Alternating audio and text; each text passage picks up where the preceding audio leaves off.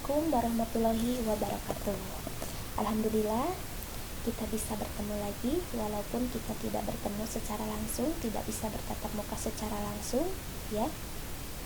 Semoga kalian dalam keadaan sehat, kalian berada dalam lindungan Allah Subhanahu wa taala. Amin. Pada materi kali ini kita masih membahas mengenai memahami fungsi dan kedudukan Pancasila sebagai dasar negara, ya.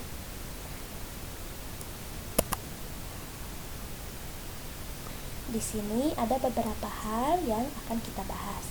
Hakikat Pancasila, arti penting Pancasila sebagai dasar negara dan pandangan hidup bangsa, menyadari pentingnya kedudukan dan fungsi Pancasila dalam kehidupan bernegara.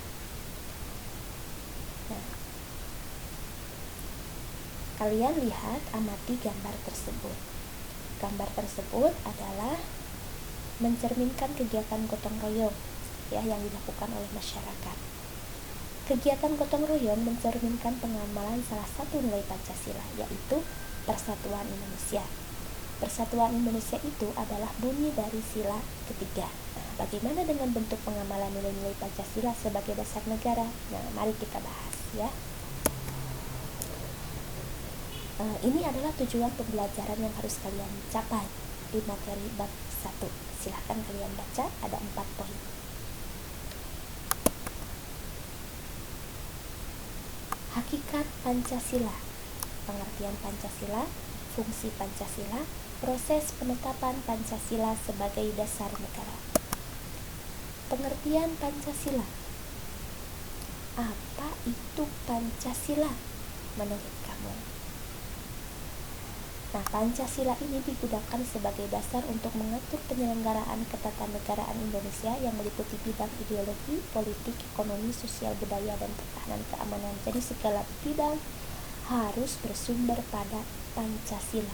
Dasar, yang namanya dasar itu adalah hal yang paling pokok, hal yang menjadi acuan. Ya, jadi Pancasila ini memiliki kedudukan yang paling tinggi di negara kita.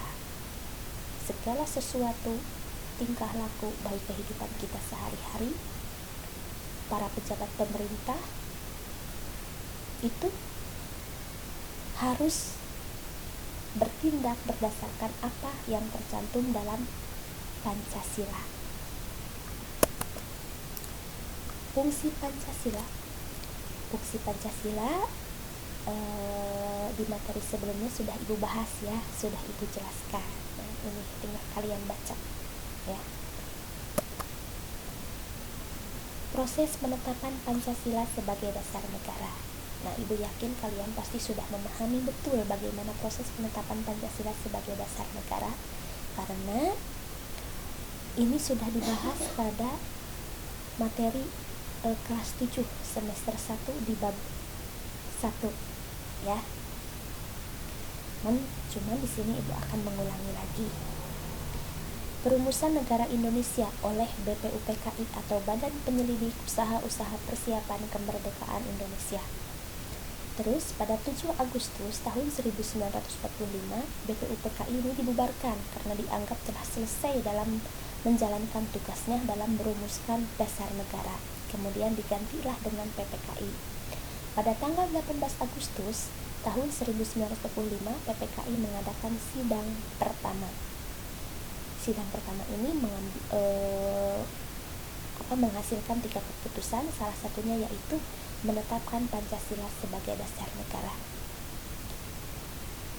Nah, PPKI menetapkan dan mengesahkan Undang-Undang Dasar Negara Republik Indonesia tahun 1945, di mana dalam pembukaan UUD 45 sudah tercantum sila-sila Pancasila yang ada dalam alinea keempat.